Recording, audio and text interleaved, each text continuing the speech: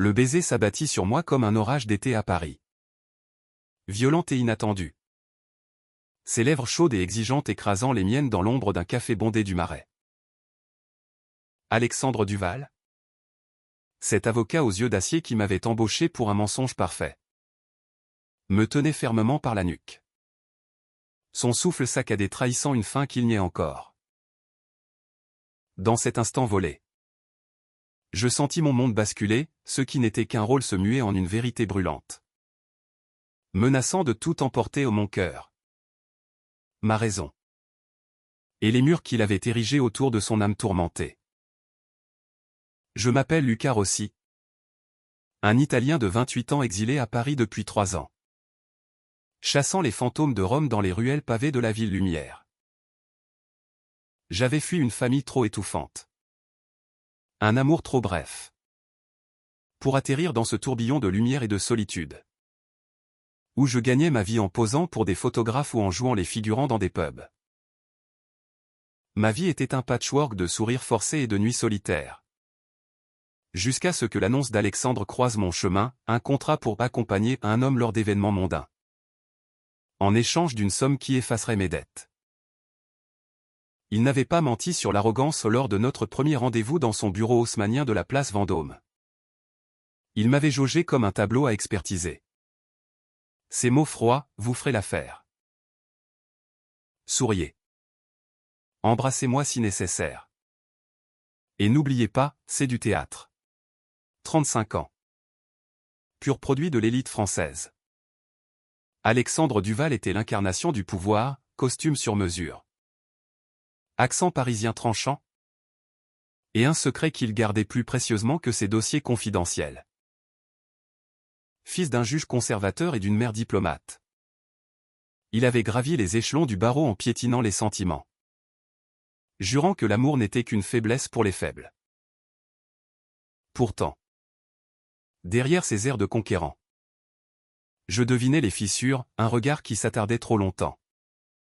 Une main qui tremblait imperceptiblement. Notre premier rendez-vous fut un gala au Louvre. Sous les plafonds ornés de fresques antiques qui semblaient nous juger. Je portais un smoking prêté. Trop serré aux épaules. Et lui, impeccable dans son tailleur bleu nuit, me présenta à son cercle comme Lucas. Mon compagnon. Les murmures fusèrent, Duval. Gay. Impossible. Ses collègues. Ces requins en cravate. Ricanaient derrière leur coupe de champagne. Tandis que sa sœur, Élise, une rousse flamboyante de 30 ans, me serra la main avec un sourire complice, fais-le souffrir un peu. Il le mérite. Le contrat était clair, je devais le rendre acceptable aux yeux de son père. Ce vieux lion politique qui menaçait de le déshériter s'il ne se rangeait pas. Alexandre avait besoin d'une façade pour son héritage. Pour sa réputation. Pour survivre dans ce monde où l'homosexualité était encore un scandale chuchoté. Mais dès la première danse, quand sa main se posa sur ma taille, un courant électrique nous traversa. Jouez le jeu, murmura-t-il à mon oreille. Son haleine mentholée effleurant ma peau. Je hochai la tête. Mais mon cœur cognait déjà. Traître. Comme si ce mensonge avait ouvert une porte que ni l'un ni l'autre ne pourrait refermer. Les semaines suivantes furent un tourbillon de faux-semblants qui s'effilochaient un à un. Nous dînions dans des bistrots cachés de Montmartre. Où les bougies dansaient sur nos visages. Et il me racontait ses victoires au tribunal, ses plaidoiries où il défendait des causes perdues avec une passion qu'il réservait aux innocents. La loi est une arme, disait-il. Ses yeux bleus s'assombrissant. Mais elle ne protège pas les cœurs. Je riais. Contant mes anecdotes romaines, les fontaines de Trévis où j'avais embrassé un garçon pour la première fois à 16 ans. Fuyant les regards de mon père boulanger. Petit à petit. Les baisers scénarisés devinrent des pauses volées, un effleurement dans l'ascenseur de son immeuble haussmannien. Un baiser plus long sous les ponts de la Seine. où les lumières des bateaux-mouches nous enveloppaient d'un voile romantique. Chaque fois, je sentais son arrogance fondre, remplacée par une vulnérabilité qui me terrifiait. Il était français jusqu'à la moelle. Élevé dans les dorures du 16e arrondissement. Avec des étagères remplies de Balzac et de Camus. Mais sous cette armure, battait un homme qui avait perdu son premier amour à l'adolescence. Jeté par sa famille comme un scandale. Moi, l'Italien errant. Je portais mes cicatrices comme des médailles, un ex qui m'avait brisé à Milan. Me laissant avec une peur viscérale de l'attachement.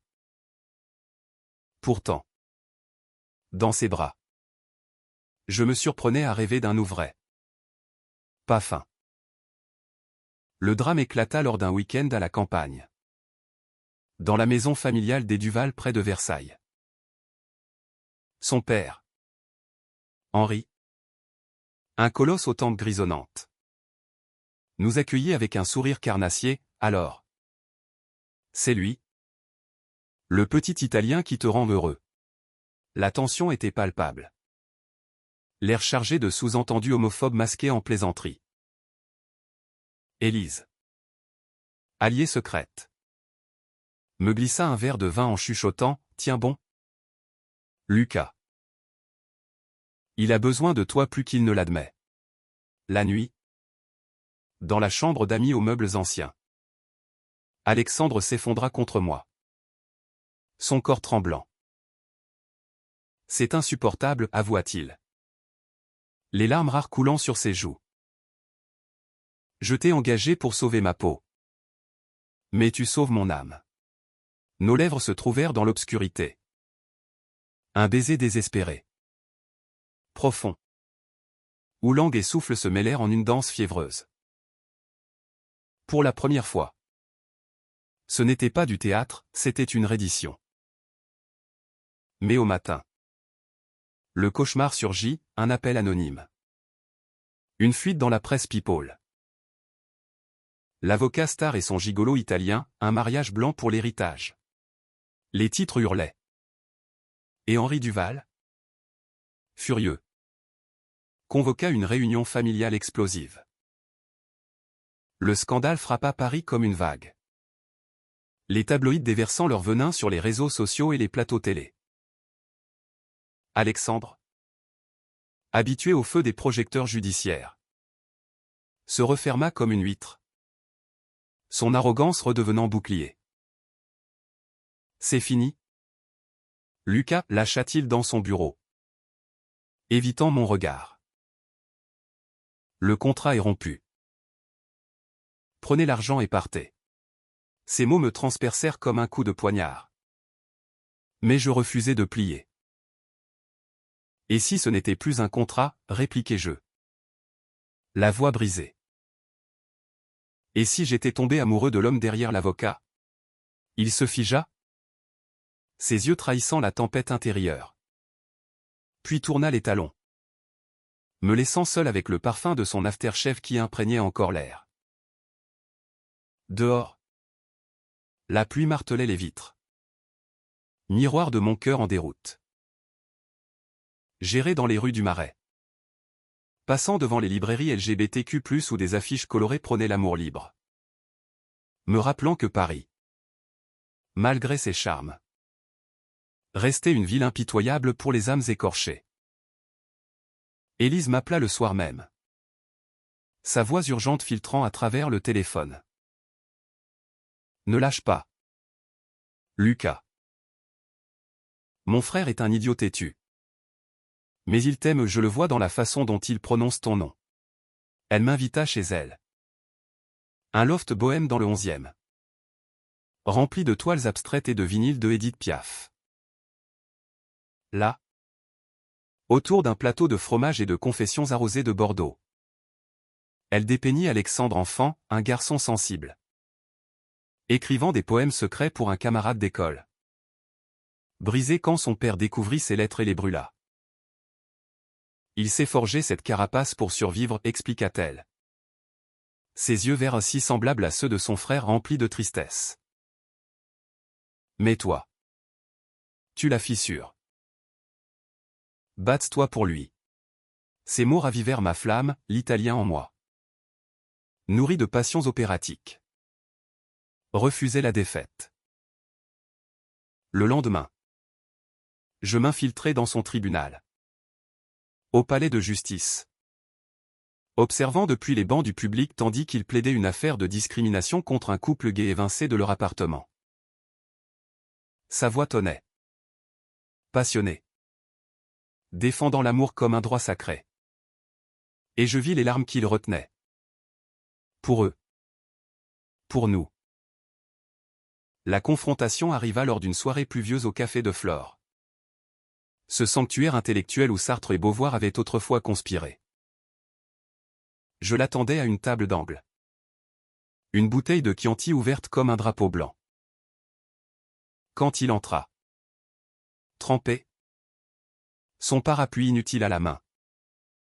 L'air chargé d'électricité statique. « Qu'est-ce que vous faites ici » grogna-t-il. Mais il s'assit. Ses épaules affaissées trahissant l'épuisement. Je versai du vin. Nos doigts s'effleurant. Et déballai tout, la peur qui m'avait retenu à Rome. La solitude qui m'avait poussé à Paris. Et comment ces baisers, fin ou non, avaient rallumé en moi un feu que je croyais éteint. Tu m'as engagé pour prétendre. Alexandre. Mais chaque toucher était une promesse. Et si on arrêtait le mensonge? Il resta silencieux. Le regard perdu dans les reflets du verre. Puis murmura, j'ai peur. Lucas. Peur de mon père. De la perte. De tout ce que j'ai construit sur du sable. Nos mains se joignirent sous la table. Un geste simple qui scella une trêve fragile. Cette nuit-là. Nous marchâmes le long de la Seine. Les ponts illuminés comme des veines d'or. Et pour la première fois. Il parla de son ex. Un artiste mort trop jeune d'une maladie qu'il avait niée par honte. J'ai juré de ne plus aimer, avoua-t-il. Sa voix se brisant. Je l'embrassai alors. Doucement. Sous le pont des Arts. Où les cadenas d'amoureux défiaient le temps. Mais le destin. Cruel comme dans les opéras italiens que j'adorais. Nous réserva une épreuve plus sombre. Henri Duval, sentant le vent tourner, lança une offensive légale, il contestait l'héritage d'Alexandre. Accusant notre relation d'être une farce immorale pour escroquer la famille. Les avocats adverses. Embauchés par le patriarche. Fouillèrent mon passé. Déterrant un vieux scandale à Milan ou une accusation de vol mineur. Abandonnée mais salissante. Les journaux s'emparèrent de l'affaire.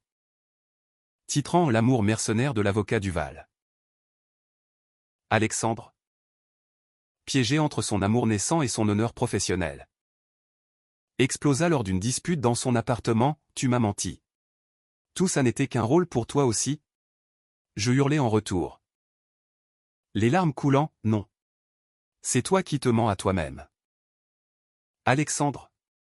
Tu préfères la solitude à la vérité? Il me gifla un geste impulsif. Regretté aussitôt et je partis. Le cœur en lambeaux. Sous la lune parisienne indifférente. Les jours suivants furent un brouillard de douleur. Où Paris, ma muse, devint une prison. Je squattais chez un ami photographe dans le Belleville multiculturel. Entouré de graffitis criards et d'odeurs d'épices orientales. Mais rien n'apaisait le vide. Chaque nuit. Je revivais ce baiser aux fleurs. Sa saveur de vin et de regret. Et je me demandais si l'amour, cet oiseau rare, s'était envolé pour toujours. Élise, fidèle comme une sœur, m'envoyait des messages codés, il sombre. Lucas. Sauve-le. Mais comment? Quand le monde entier conspirait contre nous? Le procès familial approchait.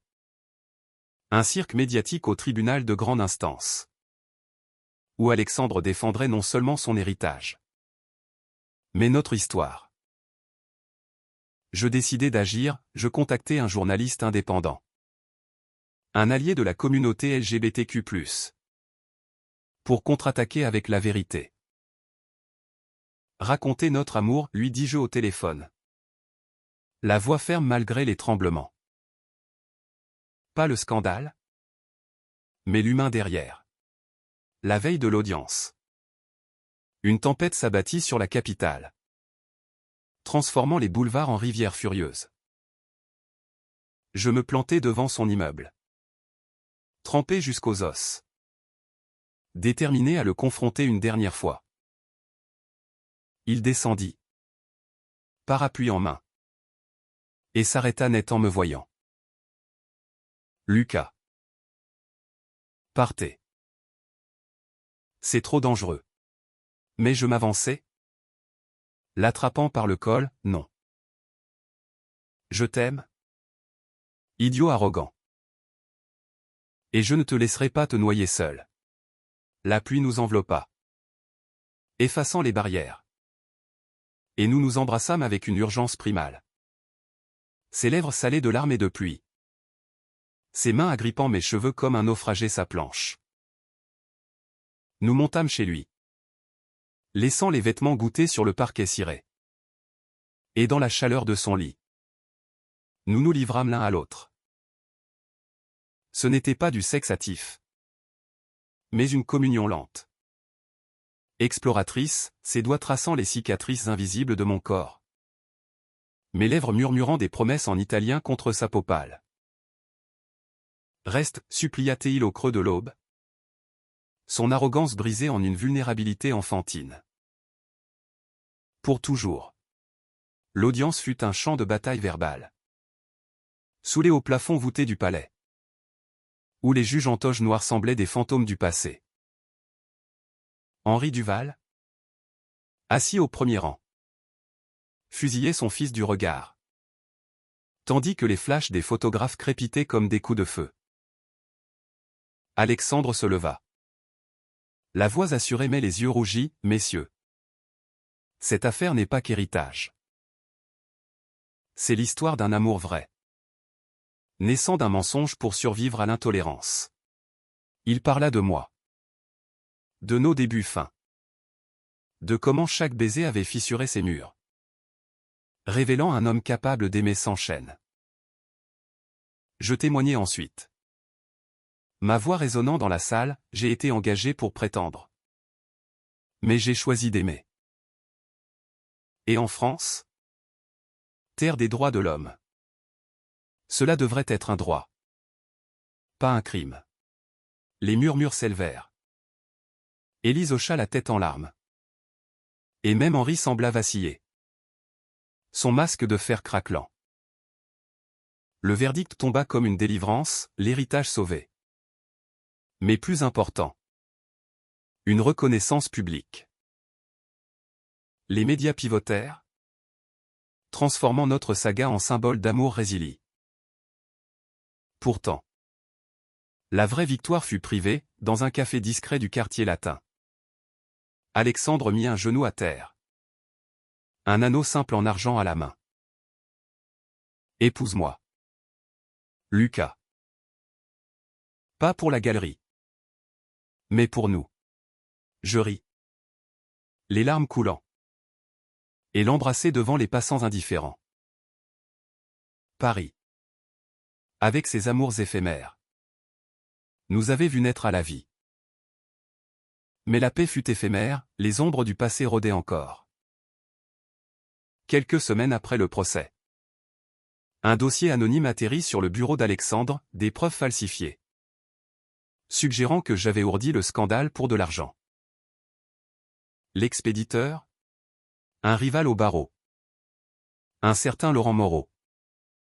Un avocat homophobe notoire qui convoitait la clientèle de Duval. La paranoïa s'installa, Alexandre. Hanté par la trahison. Recommença à douter. Et si c'était vrai, me lança-t-il un soir? Lors d'un dîner tendu chez l'ami Louis. Ce bouchon mythique où les steaks frites semblaient se moquer de nos querelles. Je bondis.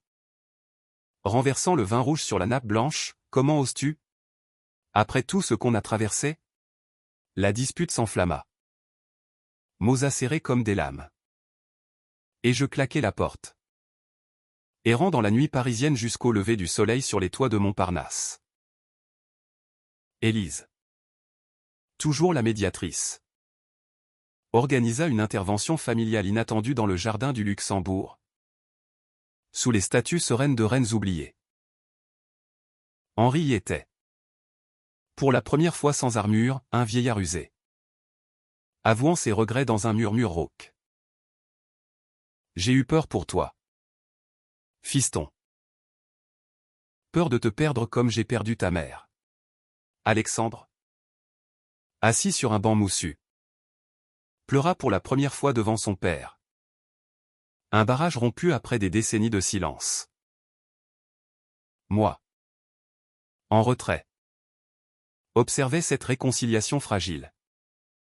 Réalisant que l'amour n'effaçait pas les blessures, mais les transformait en force. Plus tard, seul avec moi au bord du bassin, Alexandre s'agenouilla non pour une bague, mais pour des excuses, pardonne-moi. Lucas. Ma peur est plus forte que mon orgueil. Nos lèvres se scellèrent sous les feuilles automnales. Un baiser doux, chargé de promesses renouvelées. Pourtant, le danger guettait. Moreau, sentant la défaite, passa à l'escalade, une menace voilée lors d'une conférence au Palais des Congrès. Où il glissa à Alexandre, ton Italien finira par te ruiner. Comme il a ruiné les autres. Ignorant l'avertissement, nous partîmes en week-end à la Côte d'Azur. Fuyant vers Nice et ses plages azurées. Là, dans une villa perchée sur les collines, nous redécouvrîmes la tendresse, des matins paresseux à siroter du café face à la Méditerranée. Des soirées où il lisait du Proust à voix haute. Sa voix grave enveloppant mon corps nu. Mais un appel nocturne brisa l'idylle, Élise. Paniqué. Annonçant que Moreau avait lancé une plainte pour diffamation contre moi. Il veut te détruire pour atteindre Alex, cria-t-elle. Le retour à Paris fut un cauchemar routier. Sous un ciel d'orage. Nos mains serrées sur le volant comme un talisman. Le climax survint lors d'une confrontation publique au tribunal. Où Alexandre inversa les rôles, il accusa Moreau de fabrication de preuves.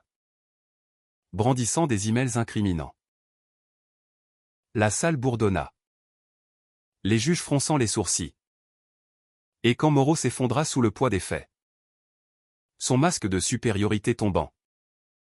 Je vis Alexandre triompher non par vengeance, mais par justice. L'amour n'est pas une arme, conclut-il dans sa plaidoirie. Me regardant droit dans les yeux. C'est une lumière qui révèle les ténèbres. Le soir, dans notre appartement rénové du Marais, un cadeau de notre union. Nous fêtâmes avec du champagne et des rires. Nos corps entrelacés dans une danse lente. Célébrant non la victoire, mais la survie de nos âmes. L'hiver enveloppa Paris d'un manteau blanc, transformant la ville en conte de fées mélancoliques. Nous nous installâmes dans une routine douce amère, Alexandre plaidait des causes pro-LGBTQ+, avec une ferveur nouvelle. Tandis que je lançais un petit studio photo, capturant les portraits d'amoureux marginalisés ou des couples comme nous. Défiant les normes. Pourtant, sous la surface, des fissures persistaient, ces nuits d'insomnie. Hanté par l'ombre de son ex, mes doutes. Murmure d'un accent italien qui craignait de ne pas appartenir. Une nuit de Noël. Lors d'un dîner familial chez Élise, désormais enceinte d'un heureux événement. Henri leva son verre, à l'amour qui guérit les vieux loups. Ses yeux, pour la première fois, brillaient d'une tendresse paternelle. Alexandre, ému, serra ma main sous la table. Et je sentis les chaînes du passé se dissoudre. Mais le destin, farceur, testa notre lien une fois de plus. Un voyage à Rome. Pour me présenter à ma famille. Tourna au drame, mon frère aîné. Marco. Un traditionnaliste borné. Nous accueillit avec des regards assassins. Un avocat français? Égé? Tu déshonores le nom Rossi, cracha-t-il lors d'un repas tendu autour de pâtes al dente. Alexandre. Piqué au vif. Riposta avec son éloquence habituelle, l'honneur n'est pas dans le sang, mais dans le cœur. La dispute éclata. Assiette volante? Et je dus les séparer. Le cœur déchiré entre deux mondes. Dehors. Sous les fontaines de la Piazza Navona. Alexandre me prit dans ses bras, je t'aime assez pour affronter tes démons. Lucas. Nous marchâmes jusqu'à l'aube, visitant les ruelles où j'avais grandi. Et il comprit enfin, l'amour n'effaçait pas les racines. Il les enrichissait. De retour à Paris. Une surprise nous attendait, Élise. Avec son mari. Nous offrit un cadeau, une croisière sur la Seine pour nos noces symboliques. Sous les arches illuminées. Entourés d'amis de la communauté. Nous échangeâmes des vœux murmurés, dans la tempête ou le calme. Mon cœur chavire pour toi. Le baiser qui suivit fut un serment. Scellé par les applaudissements et les bulles de champagne. Pourtant. La nuit. Seul avec mes pensées. Je me demandais si le bonheur était éternel. Ou juste un répit avant la prochaine vague. Le printemps fleurit. Et avec lui. Une crise inattendue, Alexandre fut nommé à un poste prestigieux au Conseil d'État. Mais au prix d'un déménagement à Lyon. Viens avec moi, implora-t-il lors d'une promenade aux Tuileries. Les cerisiers en fleurs témoins de notre dilemme. Moi. Attaché à Paris et à mes projets naissants. Hésité, et si on se perd dans la distance? Les jours suivants furent un tourbillon de négociations. De baisers fiévreux pour conjurer le sort. Et finalement. Une décision, nous irions ensemble. Transformant l'exil en aventure. Lyon. Avec ses traboules secrètes et sa gastronomie lyrique. Devint notre nouveau chapitre. Où l'amour grandit. Enraciné dans la résilience. L'été lyonnais nous enveloppa de chaleur languide. Les berges du Rhône offrant un havre où notre amour s'épanouissait comme les lys du parc de la Tête d'Or. Alexandre. Dans son nouveau rôle. Défendait des réformes pour les droits des couples homosexuels. Sa voix résonnant dans les assemblées avec une passion qui me rendait fier. Moi. J'ouvris une galerie photo hybride. Mêlant portraits italiens et français. Un pont entre nos mondes. Nos soirées étaient des symphonies intimes, cuisinant des risottos aux truffes. Dansant sur du jazz sous les étoiles. Nos corps se racontant des histoires que les mots peinaient à exprimer. Pourtant. Un soir de canicule. Un appel de Paris brisa l'harmonie, Henri. Hospitalisé pour un infarctus. Réclamait son fils. Le voyage retour fut un calvaire. Train bondé et cœur serré. À l'hôpital Necker. Nous trouvâmes le patriarche diminué. Relié à des machines bipantes. Son arrogance fondue en une fragilité poignante. J'ai été un idiot, murmura-t-il à Alexandre. La main tremblante dans la sienne. Protège cet amour. Fiston. C'est plus précieux que n'importe quel titre. Les larmes coulèrent. Un barrage familial rompu. Et Élise. Désormais mère d'un petit garçon nommé Lucas en mon honneur. Nous serra dans ses bras. Cette épreuve nous unit plus profondément, rentrant à Lyon. Alexandre confia, voir mon père vulnérable m'a libéré. Grâce à toi. J'apprends à aimer sans peur. Mais les ombres persistaient, un ex d'Alexandre. Un dramaturge parisien nommé Julien. Refit surface via un email larmoyant. Implorant une seconde chance. Je le découvris par hasard. Fouillant son ordinateur lors d'une nuit d'insomnie. Et la jalousie me rongeait comme un acide. Pourquoi lui répondre, explosai-je lors d'un dîner au bord de la Saône. Les lumières des péniches dansant sur l'eau. Alexandre. Surpris. À voix, c'était de la pitié. Pas de l'amour. Toi seul à mon cœur. Mais les doutes s'insinuèrent. Et je m'enfuis pour un week-end solitaire à Venise. Ville des masques et des amours masqués. Là, sous le pont du Rialto, je réalisai, l'amour vrai n'était pas possession, mais confiance. Je revins. Bouquet de roses en main. Et nous parlâmes jusqu'à l'aube. Nus d'âme et de corps. Scellant notre pacte d'honnêteté. L'automne apporta une joie inattendue, Alexandre. Lors d'un congrès à Genève. Plaida pour l'égalité matrimoniale européenne. Et son discours. Viral. Fit de lui un héros. À notre retour. Une proposition officielle, un mariage civil à Lyon. Entouré de nos vies entrelacées. La cérémonie. Dans une mairie Renaissance. Fut un tourbillon d'émotions, Élise en demoiselle d'honneur. Henri en fauteuil roulant mais rayonnant. Et nos vœux. Murmurés en français et italien. Un hymne à la diversité. Chaque baiser a chaviré mon cœur.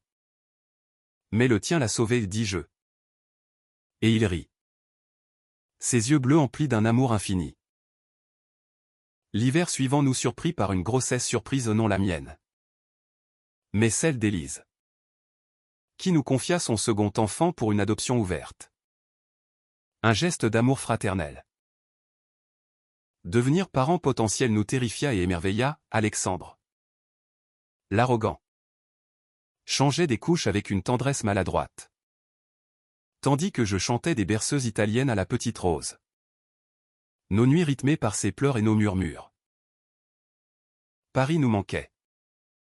Mais Lyon, avec ses marchés colorés et ses théâtres intimes, devint foyer. Pourtant, une crise professionnelle éclata, Alexandre. Accusé de partialité dans une affaire sensible. Risqua sa carrière. Les nuits blanches s'enchaînèrent. Ses doutes le rongeant, et si je perds tout? Toi. Rose. Mon honneur? Je luttais à ses côtés. Contactant des alliés au barreau. Témoignant de son intégrité lors d'auditions tendues. Tu n'es pas seul, lui rappelai-je lors de promenades au Vieux-Lyon. Main dans la main sous les arches médiévales. La vérité triompha, l'accusation, ourdie par un collègue jaloux, s'effondra. Et Alexandre émergea plus fort, fondant une association pour les avocats queer. Cette victoire nous propulsa dans un nouveau chapitre, un voyage en Toscane. Pour présenter Rose à mes racines. Où les vignes dorées et les cyprès centenaires nous enveloppèrent d'une paix ancestrale. Là, sur une colline près de Sienne. Il me demanda, veux-tu que ce soit officiel? Adopter ensemble? Les larmes coulèrent. Et oui fut mon cri. Un oui à la vie tissée de nos fils. Le printemps ramena les fleurs. Et avec elle, une menace subtile, un journaliste fouineur déterra notre contrat initial. Menaçant un article sensationnel. Ça pourrait tout ruiner, gémit Alexandre lors d'un pique-nique au parc. Rose gazouillant entre nous. Mais nous choisîmes la transparence, une interview conjointe dans un magazine progressiste. Où nous racontâmes tout le mensonge. Les baisers volés. L'amour conquis. Chaque faux semblant a mené à une vérité plus grande, déclara-t-il.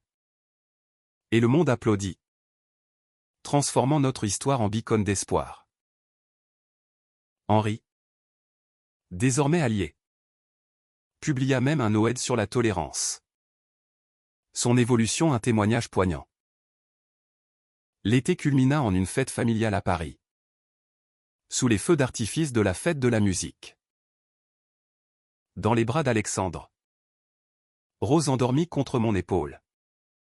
Je sentis la plénitude, l'arrogant avocat et l'italien errant avion forger un foyer, défiant les tempêtes pour une humanité partagée. Les années s'écoulèrent comme la Seine paresseuse, portant nos joies et nos cicatrices vers un horizon serein. Rose grandit en une fillette espiègle aux yeux mixtes, apprenant le français avec un accent italien charmant, symbole vivant de notre union. Alexandre, adouci par le temps, devint un pilier des droits humains, plaidant pour des lois qui protégeaient les amours comme le nôtre. Moi, mon studio s'étendit, exposant des séries sur l'identité queer en Europe. Un cri visuel pour l'invisible.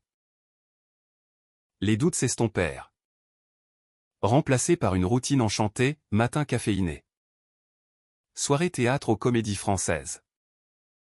Et des baisers qui, loin de chavirer, ancrèrent nos cœurs. Pourtant, une ultime épreuve nous visita, le diagnostic d'Alexandre. Une ombre au foie détectée lors d'un check-up routinier. La peur revint. Familière? Mais nous l'affrontâmes unis chimiothérapie rythmée par mes soupes italiennes. Ces plaidoiries virtuelles depuis le lit d'hôpital. Si je pars, sache que tu m'as sauvé, murmura-t-il un soir. Palmet serein. Non, répliquai-je. Larmes aux yeux. Nous nous sauvons mutuellement. Les traitements réussirent. Un miracle médical. Et sortant de l'hôpital sous un ciel bleu, il serra ma main, merci de m'avoir tenu. Dans le faux et le vrai. Aujourd'hui, assis sur un banc des Buttes-Chaumont, Rose courant devant nous. Je regarde Alexandre toujours un peu arrogant, mais infiniment aimant, et je sais, l'amour n'est pas un contrat, mais une danse éternelle, où chaque pas, même trébuchant, mène à la lumière. Dans cette France diverse, nous avons prouvé que les cœurs chavirés peuvent renaître. Plus forts, plus humains. Et dans ses yeux bleus, je vois notre éternité.